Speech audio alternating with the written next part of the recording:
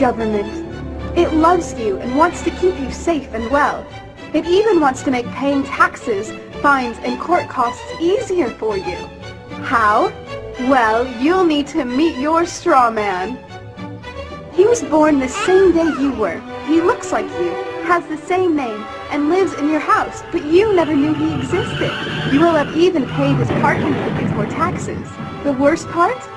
He's been dead from day one. From every birth certificate, a legal personality, or legal fiction, is created with the same name to confuse little old you into thinking it's you. So, there's a human you and a paper you, or as it's commonly known, a straw man. So when it seems like government officials, court clerks, or the police are speaking English, they aren't. They're speaking legalese, designed to make you agree to verbal and written contracts without even knowing about it, all spun from Black's Law Dictionary.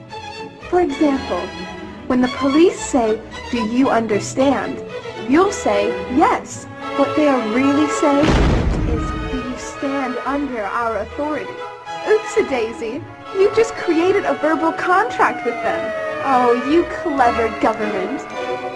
Did you know that whenever you register something, you are handing over title to the person you register it with? That's right. Whenever you register something with the government, they assume it belongs to them. Registered your car? Super! Now you are the registered keeper of your vehicle, and the government can crush it when you don't pay your, straw man's taxes. Expecting a new bundle of joy? Well then you need to register your little darling with a birth certificate. Then they can start the process all over again and create a new straw man for your little one. Isn't that great? So when Junior grows up, he'll be able to generate revenue just like you have. When you notify on your baby by signing the birth certificate, your child becomes a ward of state. And if the government doesn't like what you're doing, they'll assume it's okay to take the child away or make new rules for things they don't like. Not enough school? Smacking your child? Shouting too loudly? Then it's off to social services for the little one. When you get a bill, it's sent to you but belongs to your straw man, not you. That's why bills, fines, and summons start with Mr., Mrs., or Ms. Sometimes you'll see your surname in capitals, just like on a gravestone. That's because your straw man is dead and just a silly piece of paper, created before you could comprehend or even consent to it. When you go to court, you represent your straw man. So you, the human, take on any costs, fees, taxes, and fines involved for the straw man. The human you doesn't even need to pay them. But you made a contract with the court by appearing on behalf of your legal personality or straw man, just like the government knew you would. Confused? Well, don't worry. The government doesn't want you to know anyway. If you knew, you'd stop paying things like council tax and parking tickets. Because when you go to court, you are representing your straw man. You are you, alive and made of flesh and blood. Your straw man, or legal personality, is a piece of paper created from your birth certificate. And you think it's you. What a silly Billy. This is a certified true copy of my live statement of birth. You can get this by applying for it at the Registrar General. They'll give it to you. And it's very interesting because this is where it all began. This is the foundation document. All identification is generated from this document.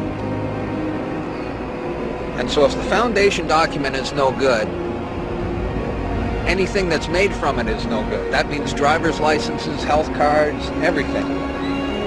Now what they did here, this is exactly what he meant when he said, soon every American will be required to register their biological property. Now your parents didn't realize what they were doing when they filled this out, and these didn't exist before 1933. Birth records were recorded in scripture. And these only came into being in 1933 when they hatched this plan. They created a corporate fiction with a name just like yours. In doing this, they registered and monetized the spirit and soul of a living being. This denotes ownership.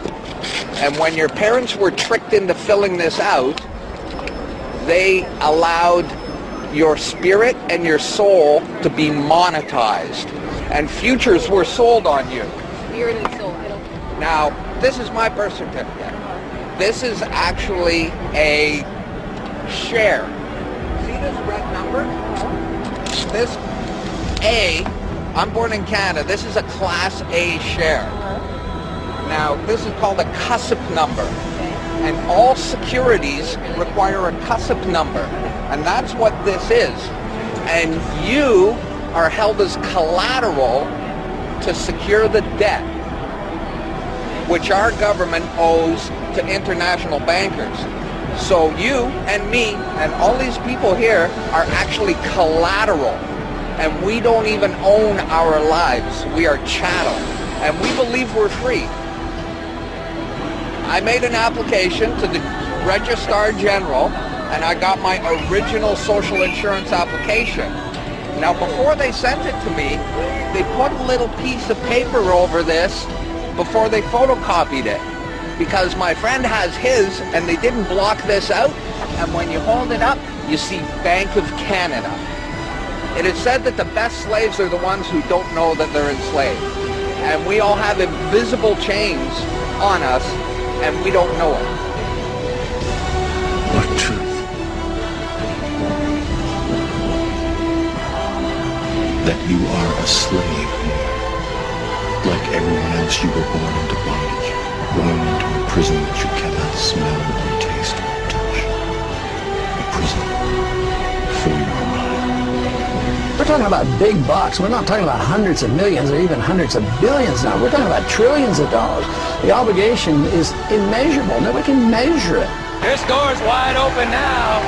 It's gonna happen, whether you like it or not. Do you notice that they have the same amount of ink on them? Do you notice that they're made out of the same virtually worthless stuff? It's paper. Did you get it? It's paper. When we create money, we have created an instrument of value that has no value of its own. And it's just as expensive or inexpensive to print the 20 as it is to print the 1.